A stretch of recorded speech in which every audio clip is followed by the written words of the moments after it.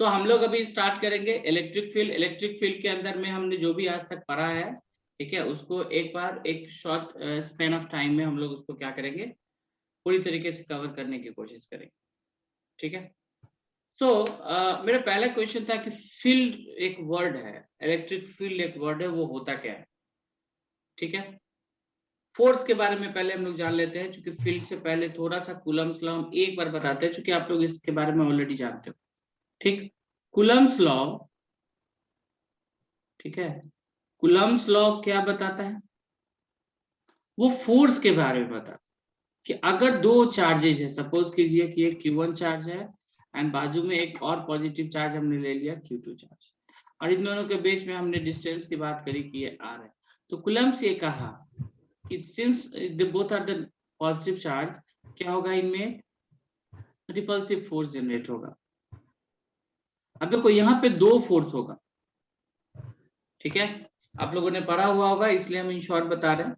यहाँ पे दो फोर्स होगा, देखो Q2 अपने आप को ना रिपेल्ड महसूस करेगा, मतलब Q2 अगर यहाँ पे अगर कोई पॉजिटिव इंसान होता, सपोज करो, इसको लगता है कि हमको कोई पीछे धक्का दे रहा है, समझे मेरी बात, पीछे धक्का दे रहा है का मतलब क्या हुआ कि ये खुद पीछे नहीं जा रहा, इसको कोई धकेल रहा है, मेरी बात को समझो। दो फोर्स है, दोनों पे जो फोर्स का नेचर होगा उसको समझना जरूरी है। अगर Q2 यहाँ पे खड़ा है, एक चार्ज है Q2 वो यहाँ पे खड़ा है और उसको ऐसा महसूस हो रहा है कि उसको कोई पीछे की तरफ धक्का दे रहा है, इसका मतलब है कि there has to be force on Q2 because of Q1। यहाँ पे और कोई फैक्टर नहीं है, यहाँ पे सिर्फ Q1 एक फैक्टर है जो Q2 को क्या कर रहा है, पुश कर रहा है। उसी तरीके से अगर हम Q1 की बात करें, यहाँ पे अगर कोई इंसान हो तो ये अपने आप को इस डायरेक्शन में रिपेल्ड फील करेगा, उसको लगेगा कि यार कोई मेरे को इधर की तरफ धक्का दे रहा है। कौन दे रहा होगा, तो Q2 दे रहा होगा धक्का। अगर हम इसमें से एक भी चार्ज को अगर हटा दे, ठीक है, तो जो दूसरा चार्ज है उसको कुछ भी फील नहीं होगा। आप समझ रहे मेरी बात, यानी कि अगर ये फोर्स 1 है, अगर ये चार्ज 1 है, तो इस पे फोर्स किसके कारण लग रहा होगा, Q2 चार्ज। ये समझ गया एक बात, ठीक है। सो एक चार्ज दूसरे चार्ज की वजह से क्या फील करता है, फोर्स फील। तो लॉ बहुत ही सिंपल है, हम जानते हैं कि F is directly proportional to Q1 and Q2 होता है, और inversely proportional to 1 upon R square होता है, इनवर्स स्क्वायर लो। और हम यहाँ से जानते हैं कि ये 9 इंटू 10⁻⁹ जो कि हमारा K का वैल्यू होता है into Q1 Q2 upon R square होता है, ये हम लोग जानते हैं कूलम्स। अब मेरी बात को समझिए, इसी इक्वेशन से हम लोग एक छोटा सा कॉन्सेप्ट डेवलप करेंगे कि अगर R is equal to infinite हो जाए, मतलब दोनों चार्जेस के बीच अगर हम लोग डिस्टेंस को इन्फिनाइट कर दें, तो हमें पता है फोर्स कितना हो जाएगा, 0, ठीक, ये बात समझ रहे हैं। yes. तो ये कूलम्स लॉ के बारे में एक ओवरऑल व्यू है कि हाँ यही होता है, R बस इंफिनिटी चला जाएगा तो 0 होगा, अदरवाइज कोई चांसेस नहीं है। अगर Q1 Q2 एग्जिस्ट करता है, there has to be some force, one charge and another charge, ठीक, दोनों के बीच में उनके नेचर के हिसाब से, अगर एक पॉजिटिव है एक नेगेटिव है अट्रैक्टिव हो जाएगा, एक नेगेटिव है रिपल्सिव हो जाएगा, एक पॉजिटिव है पॉजिटिव है रिपल्सिव हो जाएगा। चाहे नेचर ऑफ फोर्स जो भी हो, there will be some force, ठीक है। और वो फोर्स एग्जिस्ट करेगा ही करेगा, क्यों, क्योंकि दोनों ही चार्ज, आपने चार्ज पढ़ा होगा, दोनों ही चार्ज क्या है, वो अनस्टेबल है। Either they have excess of electron और either they have deficiency of electron. और जब तक ये डेफिशिएंसी वर्ड, कोई भी चार्ज वर्ड ये हटा नहीं लेता है, वो अपने न्यूट्रलिटी को गेन नहीं कर लेता है, इलेक्ट्रोस्टैटिक फोर्स लगता ही लगता। अब हम आते हैं, ठीक है, इलेक्ट्रिक फील्ड वाले चार्ज में। आई होप कि अब इलेक्ट्रिक फोर्स में आपको प्रॉब्लम नहीं होगा।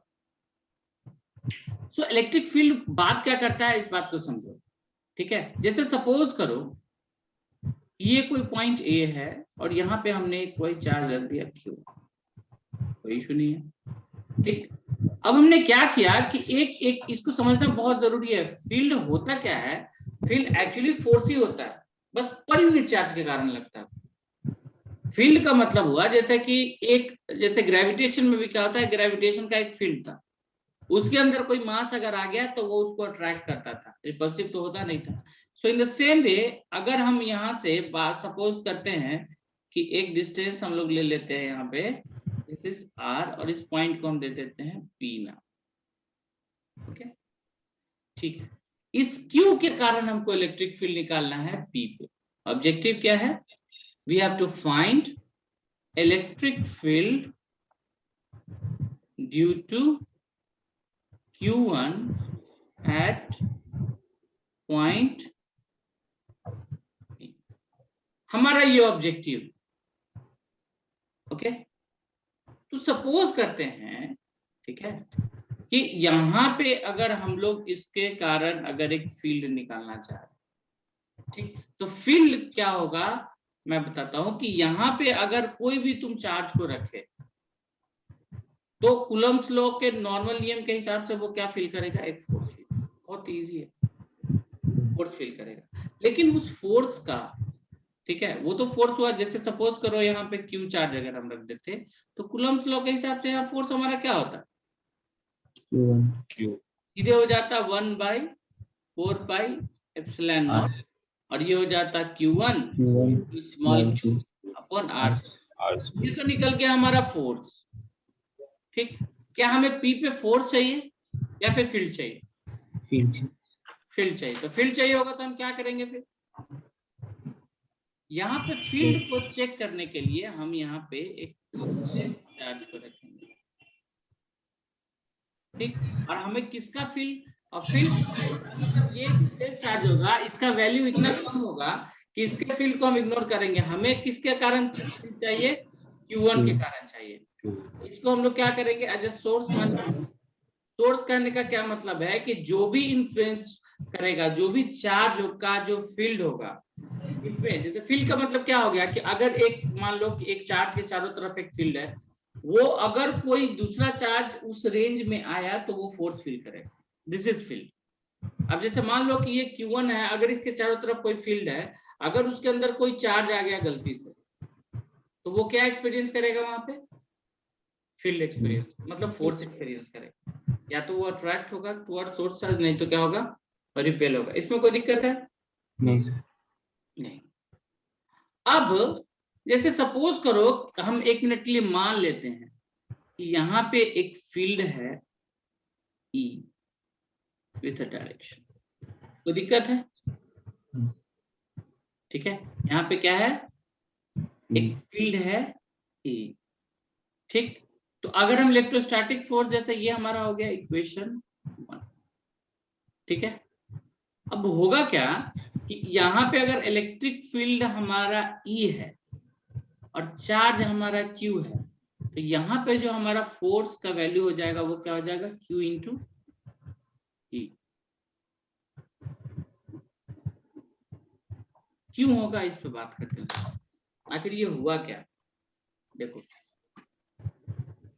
हमने सपोज किया कि Q1 चार्ज के कारण P पॉइंट पे एक फील्ड है दैट इज E, ठीक है। और उस P पॉइंट पे हमने एक चार्ज को रख दिया, किसको? Q को, ठीक है। तो वहां जो फोर्स वो एक्सपीरियंस करेगा वो उस चार्ज और उस फील्ड के प्रोडक्ट के बराबर हो, ठीक है। और अगर यहां से हम लोग कूलम्ब्स लॉ लगाएंगे, सपोज करो ये इक्वेशन कितना हो जाएगा, और अगर यहाँ इन दोनों चार्ज के बीच में अगर हम कूलम्ब्स लॉ को लगाएंगे तो हमारे पास फोर्स कितना आएगा? इतना है। तो अगर हम इक्वेशन 1 और 2 को अगर इक्वेट कर दे तो हमारे पास क्या इक्वेशन आएगा? हमारे पास आएगा F इज इक्वल टू 1/4πε0, ठीक है, Q1 Q upon R square, और ऊपर से क्या आएगा? Q इंटू E आएगा। यहाँ तक कोई दिक्कत है? नहीं ना? अगर यहाँ से हम लोग इसको कैंसिल आउट कर दे तो सीधा सा बात आएगा, E इज इक्वल टू क्या आ जाएगा हमारा? 1/4πε0 into Q1 upon R square, ठीक। तो ये हमारा क्या था? ये हमारा ऑब्जेक्टिव था E निकालने का, मैग्नीट्यूड ऑफ इलेक्ट्रिक फील्ड निकालने का। लॉजिक क्या हुआ तुमको हम बताते हैं। देखो, जिस चार्ज की वजह से, अब हम थोड़ा सा कैलकुलेशन वाले पार्ट में आते हैं। याद रखना, किसी भी चार्ज की वजह से, जिस चार्ज की वजह से, जैसे मान लो electric field because of Q1 हमको निकालना है, तो हम लोग क्या लिखेंगे के मतलब कांस्टेंट, ऊपर में Q1 चार्ज और जितने डिस्टेंस पे निकालना है उसका स्क्वायर। सिंपल।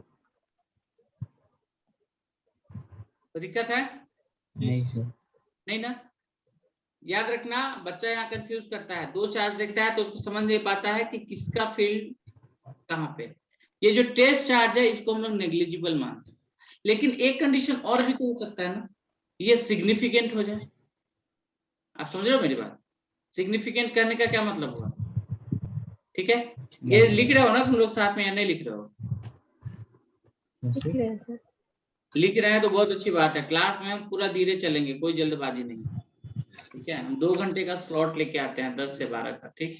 आप लोग जो भी हम पढ़ाते रहे साथ में लिखते चलो, क्योंकि अभी क्या होगा कि अभी तुम लोग को लगेगा ना ये सब तुमको पहले से आता है, लेकिन जब इसको तुम अप्लाई करते हो ना छोटे छोटे क्वेश्चन में, वहां तो एरर होता है। हमें एरर को रेक्टिफाई करना है, हमें कोशिश करना है कि हमको नेग्लिजिबल गलती हो।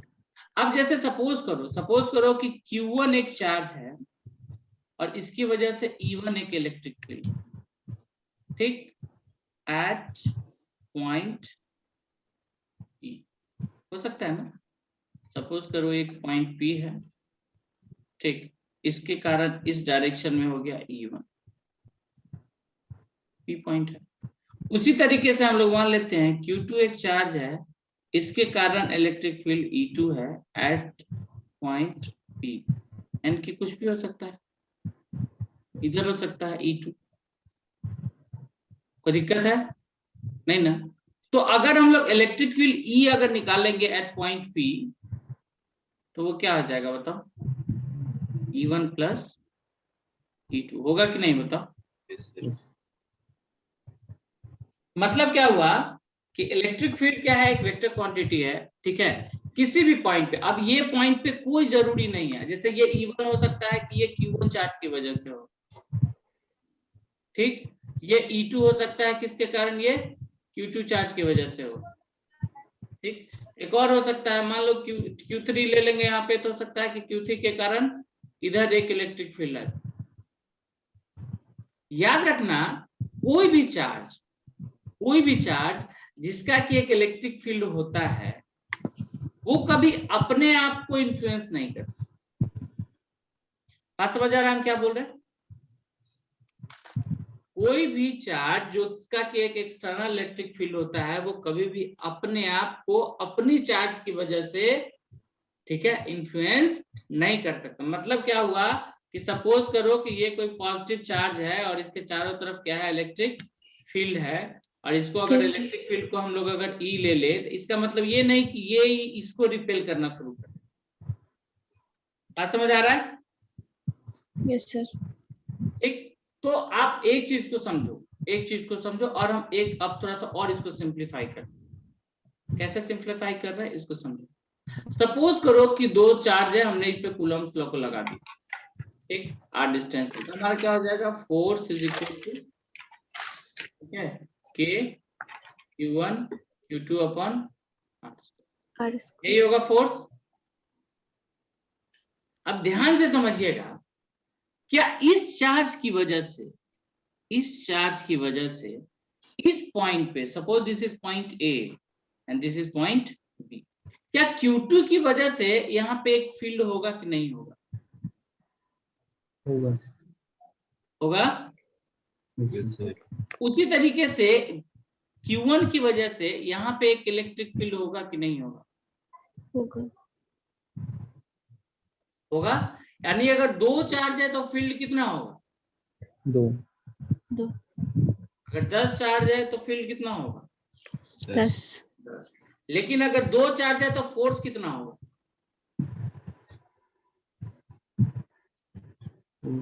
फोर्स पे दो चार्जेज है तो फोर्स कितना होगा? 2 ही होना चाहिए। 2 ही होगा। जब फील्ड 2 है तो फोर्स तो नहीं होगा, बस दोनों का डायरेक्शन क्या होगा? जस्ट अपोजिट, क्वांटिटी से अलग अलग। अब कहने का मतलब है, आप समझिए, अगर हम EQ2 को निकालेंगे, मतलब electric field due to Q2, तो क्या होगा? फोर्स निकालेंगे पहले दोनों चार्ज के बीच में, ठीक है। और इस फोर्स को उस पॉइंट पे टेस्ट चार्ज या यूनिट चार्ज के लिए डिफाइन करेंगे। बात को समझिए, हम फिर से रिपीट कर रहे हैं। दोनों चार्ज के बीच फोर्स है, ठीक, और दोनों चार्ज की वजह से फील्ड भी है, करेक्ट। अगर हम यहाँ पे Q2 चार्ज की वजह से अगर हम फील्ड निकालेंगे तो कैसे निकालेंगे? इस Q2 की वजह से यहाँ पे अगर हम मानेंगे तो एक स्फेरिकल चारों तरफ इसका फील्ड आएगा, कोई दिक्कत है? और इस फील्ड में हम लोग क्या करेंगे बेसिकली कि इस Q2 चार्ज की वजह से जो एक पॉइंट पे जो फोर्स लग रहा था ना, उस फोर्स को Q1 चार्ज पे जो फोर्स लग रहा था उसको यूनिट चार्ज के लिए डिफाइन करेंगे। मतलब इस Q2 चार्ज की वजह से Q1 पे एक फोर्स लग रहा था, Q2 चार्ज की वजह से Q1 पे एक फोर्स लग रहा था। सेम चीज को Q2 चार्ज की वजह से अगर यूनिट चार्ज के वहां पे फोर्स लगा दिया जाए, वही उसके फील्ड को डिफाइन करेगा, यानी उसके स्ट्रेंथ को डिफाइन करेगा। फिर से रिपीट कर रहे हैं, बात को समझिएगा। Q2 चार्ज की वजह से Q1 चार्ज पे क्या लग रहा है? फोर्स। यानी Q2 Q1 को पुश कर रहा है, ठीक है। तो जब Q2 Q1 को पुश कर रहा है तो Q2 का इलेक्ट्रिक फील्ड हम वहां पे तब तक नहीं निकाल पाएंगे जब तक वहां एक सिंगल चार्ज के लिए हम उसको टेस्ट ना करें, ठीक है। यानी कि अगर इस फोर्स को, अगर ये F फोर्स है, force on one because of Q2 charge, अगर हम इसको Q1 से डिवाइड कर दें, किससे डिवाइड कर दिए? Q1 से डिवाइड कर दिए, इसका मतलब क्या हो जाएगा कि अब यहां पे जो अब फोर्स लग रहा है वो यूनिट चार्ज पे लग रहा है। किसकी वजह से? Q2 चार्ज की वजह से। अगर यहां हम लोग लिखें तो ये क्या लिखेंगे? EQ2, ठीक है। इसके बारे में क्या लिखेंगे? हम लोग लिखेंगे कि force at point A because of charge Q2, ठीक। Force at point A because of charge Q2, कितने चार्ज के लिए? For unit charge. मतलब अगर हम एक लाइन में डिफाइन करें तो electric field is force but for unit charge. ये बात समझ में आया? ब्रॉड पर्सपेक्टिव में। सो electrostatic is almost same, like Coulomb's law is almost defining electric field. Electric field is force but for unit charge.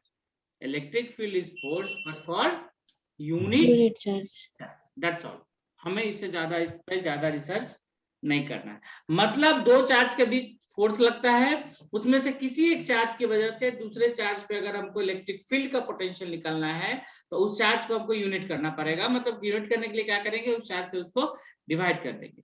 Force निकाल दो, कहीं पे फोर्स निकाल दो। जैसे मान लो कि इसकी वजह से तुमको निकालना है ये EQ1 का अगर वैल्यू निकालना हो, EQ1 का मतलब क्या होगा? Electric field due to Q1। Electric field due to Q1 का मतलब क्या हो जाएगा?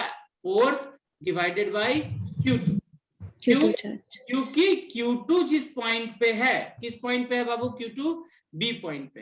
यानी Q2 जिस पॉइंट पे है उस पॉइंट पे Q1 की वजह से फोर्स निकाल लेंगे, बट उसको यूनिट चार्ज के लिए निकालेंगे। तब जब फील्ड हम लोगों को मिल जाएगा तो टोटल फोर्स अगर निकालना होगा, यहां से अगर हम टोटल फोर्स कैलकुलेशन लेंगे तो F इज इक्वल टू कितना आता है? Total force is equal to Q2 और इनटू यूनिट चार्ज की वजह से जो फील्ड था वो। यहां से ये इक्वेशन आता है। कोई दिक्कत है यहाँ पे? सर ये वाला इक्वेशन कैसे है बता दीजिएगा। कौन सा? ये EQ1? नहीं सर, ये F equals to Q2 into. अरे बाबा ये देखो ना, ये इक्वेशन देखो ना, EQ1 यहाँ पे जो हम निकाले, ठीक है, ये क्या है? Electric field. हाँ सर, समझ गए। किसके कारण हुआ? Electric field due to Q1 charge. Q1 Charge. charge at point B point. B, और B पॉइंट पे क्या रखा हुआ है? Q2 charge. Q2. B point पे क्या रखा हुआ है? Q2 charge. Q2 charge. Q2 charge के लिए अगर हम निकालेंगे ना तो वो फोर्स निकलेगा, लेकिन अगर यूनिट चार्ज के लिए निकालेंगे तो वो क्या निकलेगा? फील्ड निकलेगा। फील्ड निकले। बात समझ में आया?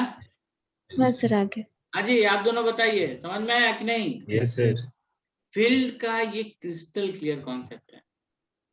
फील्ड किसी भी चार्ज की वजह से किसी भी पॉइंट पे कैसे निकलेगा?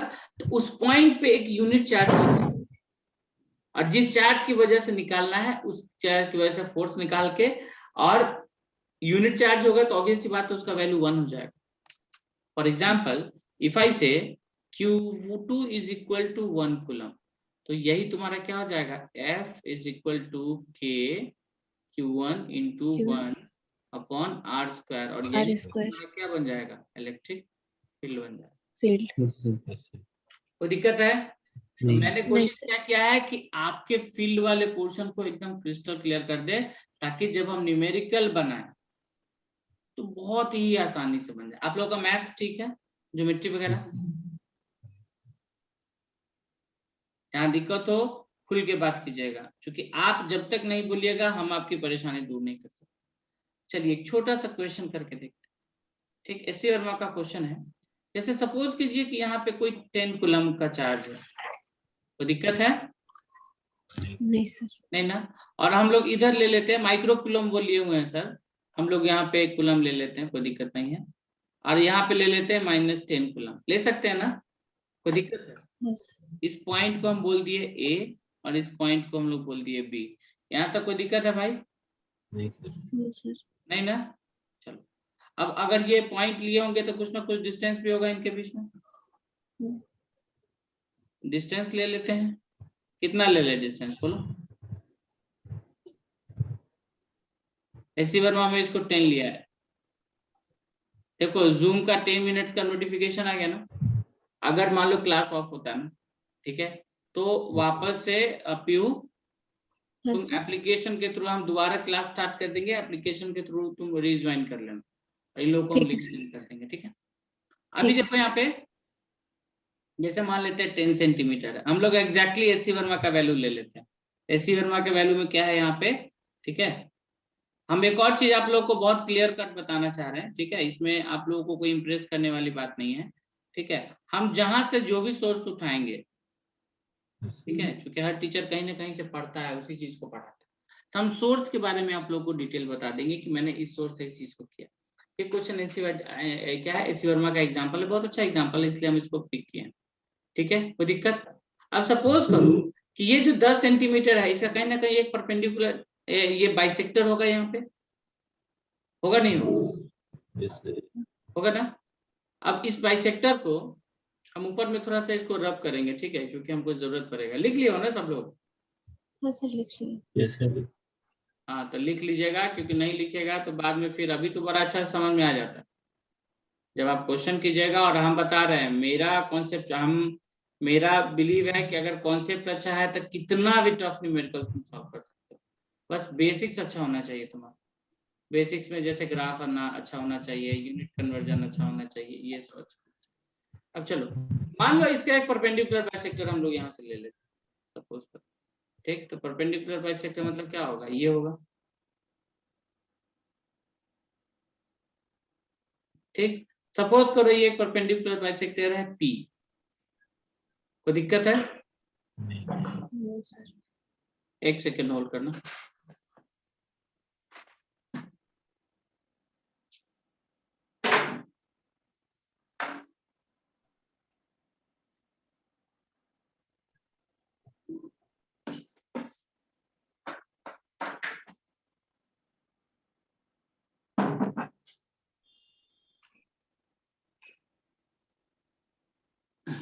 मेरे लिए चाय आया। ठीक है, ये सब भी जरूरी। तुम लोग के साथ हम घंटों बैठ सकते हैं, बस तुम लोग अपना पेशेंस देख लेना, बैठ सकते हो तुम।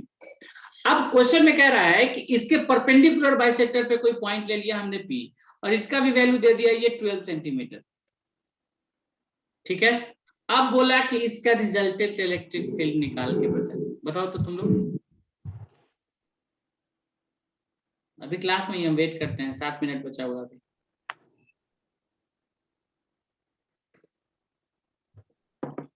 हो जाएगा ये बताएं।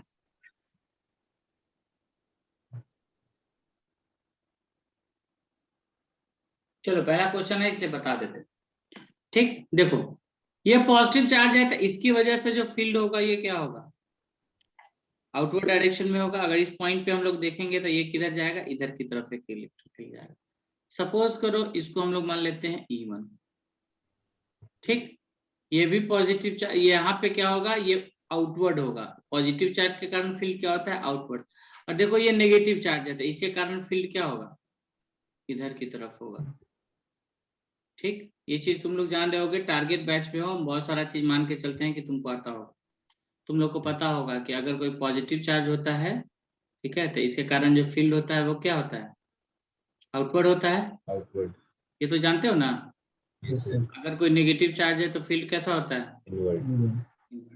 ठीक, तो ये पॉजिटिव चार्ज है, इसके कारण फील्ड किधर होगा, आउटवर्ड। और ये नेगेटिव चार्ज है तो इसके कारण फील्ड क्या होगा। ठीक, कोई दिक्कत। अब जैसे मान लो ये 10 था तो ये कितना हो जाएगा, 5 सेंटीमीटर, और ये भी कितना हो जाएगा, 5 सेंटीमीटर। पाइथागोरस थ्योरम अगर लगाएंगे तो ये कितना हो जाएगा, 13 सेंटीमीटर, और ये कितना हो जाएगा, 13 सेंटीमीटर। इस बात समझ में आता है कि नहीं आता है। पाइथागोरस लगा दोगे ना, 12 है 5 है तो क्या होगा, 13 होगा। अब बताओ इस ए और पी, एपी का वैल्यू कितना है, 13 सेंटीमीटर। 13 सेंटीमीटर। अब ये चार्ज हो गया, ये डिस्टेंस है, यहाँ पे यूनिट चार्ज का इलेक्ट्रिक फील्ड निकल लोगे। और यहाँ पे अगर हम लोग बात करें तो बीपी का वैल्यू कितना है, 13 सेंटीमीटर। तो यहाँ पे ये सपोज कर लो कि ये क्या है, E2 है, ये क्या हो गया, E1 हो गया। ठीक है, तो यहाँ से अगर हम बात करेंगे, ठीक है, तो E1 का वैल्यू क्या हो जाएगा बाबू, E1 हो जाएगा K, यहाँ हो जाएगा क्या, 10 माइक्रोकूलम, और डिवाइडेड बाय क्या हो जाएगा, AP का। कोई दिक्कत नहीं सर। उसी तरीके से यहाँ पे अगर हम लोग E2 का वैल्यू निकाले तो ये क्या हो जाएगा, K, और ये क्या हो जाएगा, 10 माइक्रोकूलम। ठीक, और नीचे क्या हो जाएगा, BP का होल स्क्वायर। कोई दिक्कत नहीं सर। ठीक, और हम जानते हैं वेक्टर पढ़े हुए हैं, अगर सपोज करो ये थीटा है और सपोज करो ये थीटा है, तो बताओ तो ये एंगल कितना हो जाएगा। एक्सटीरियर एंगल क्या होता है, सम ऑफ इंटीरियर एंगल्स होता है। ठीक, क्योंकि ये एंगल बाइसेक्टर, ये कहता है परपेंडिकुलर बाइसेक्टर पे है, ये 13 सेंटीमीटर है, 13 सेंटीमीटर है, तो आइसोसेलेस ट्रायंगल बना। यस सर, आइसोसेलेस ट्रायंगल बना, तो ये भी थीटा है, ये भी थीटा है, तो ये कितना हो जाएगा, 2 थीटा होगा। 2 थीटा। ठीक, 2 थीटा अगर दो एंगल के, दो वेक्टर के बीच में अगर 2 थीटा तुम्हारा एंगल हो तो इसका रिजल्टेंट क्या आएगा, इस डायरेक्शन में आएगा, E। और जो रिजल्टेंट निकलेगा वो क्या निकलेगा, E is equal to E1 plus E2 निकलेगा या नहीं निकलेगा, बताओ। ये एंगल कितना हो जाएगा, थीटा, और ये एंगल कितना हो जाएगा, थीटा। पीयू समझ में आ रहा नहीं आ रहा। ठीक, अगर हम मैग्नीट्यूड की बात करें, निकालो इसका मैग्नीट्यूड है, इसका मैग्नीट्यूड यहाँ पे पुट कर दो। अब एक बात बताओ, यहाँ पे जो रिजल्ट आएगा E इज इक्वल टू कितना आएगा, ये E है तो जानते हो इस डायरेक्शन में क्या आएगा, ये आएगा E2 cos थीटा, और E1 ऊपर में है तो पता है इधर में क्या आएगा तुम्हारा, ये आएगा E1 cos। दिक्कत क्या, ट्रायंगल से हम लोग cos थीटा का वैल्यू निकाल सकते हैं। तो cos थीटा बराबर क्या होगा, बेस बाय परपेंडिकुलर, यानी कि 5 सेंटीमीटर अपॉन 13 सेंटीमीटर। E1 पता है, cos थीटा पता है, ठीक, E2 पता है, cos थीटा पता है, तो हम लोग ये निकाल सकते हैं कि नहीं निकाल सकते। तो फिर E का वैल्यू कितना आ जाएगा, E1 cos theta plus E2 cos theta. इसका वैल्यू हम लोग कैलकुलेट नहीं कर सकते। yes, क्या है इस क्वेश्चन में बताओ, बड़ा लोग आता है, सी वर्मा बड़ा टफ होता है, टफ होता है। समझ आया। Yes sir. छोटू, छोटा वाला, यस सर। समझ में आया? Yes sir. अब किसी भी रैंडम चार्ज को कहीं भी रख देंगे तो तुम उसका कारण ज्योमेट्री लगा के फोर्स नहीं निकाल रहे। यहाँ डायरेक्शन का बात बिल्कुल नहीं कर रहे भाई। समझ रहे हो? तुम्हारे बोर्ड में रटने वाला चीज होता है, रटने जहाँ होगा हम बता देंगे बाबू इसको रट लो, यही आएगा एग्जाम में। समझ में आया? लेकिन अपने को रटने का काम नहीं करना, अपने को अप्लाई करना, सप्लाई करना है। हम जैसे अब आज कुछ बनाएंगे, कुछ करेंगे, तुमको व्हाट्सएप कर देंगे। एप्लीकेशन मेरा बहुत सही है, धीरे धीरे हमको टाइम लगेगा उसको कंटेंट बनाने में। ठीक, होमवर्क आप लोग को हम सफिशिएंट देंगे। आप लोग होमवर्क कीजिएगा, होमवर्क करके आइए। पीयू, कहीं कोई दिक्कत है? नो सर, जिसके अगली वाली क्लास में यही पढ़ाइएगा या फिर थर्मोडायनामिक्स? नहीं, अब तो इसमें अलग अलग चलेगा। थर्मो मतलब एक दिन में 11 12 दोनों नहीं करेंगे। इसमें एक पोर्शन जैसे स्टार्ट किए तो पहले इसको करेंगे, हम अल्टरनेट कर लेंगे वीक में, मतलब 3 दिन 11 तो 3 दिन 12 ऐसे करके करेंगे। मुझे टारगेट करना है, सिलेबस प्लान तुम लोग को भेजेंगे कि कैसे नीट से पहले तुम लोग का इंटायर सिलेबस को कवर अप करना है। ठीक है? ठीक है। अब एक काम करते हैं, आप लोग के पास वो ऐप तो नहीं होगा। चलो अभी तो पहले टेस्टिंग करते हैं, ये क्लास अभी खत्म होगा, पीयू हम दोबारा स्टार्ट करेंगे, तुम रीज्वाइन करके देखना। ठीक है? ठीक है सर। चलो ओके।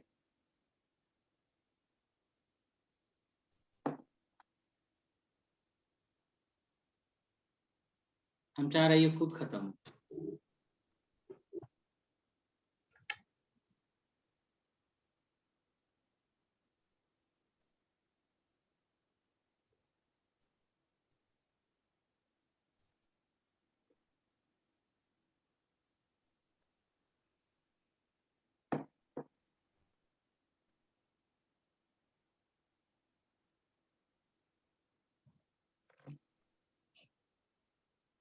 खत्म ही नहीं हो रहा है तो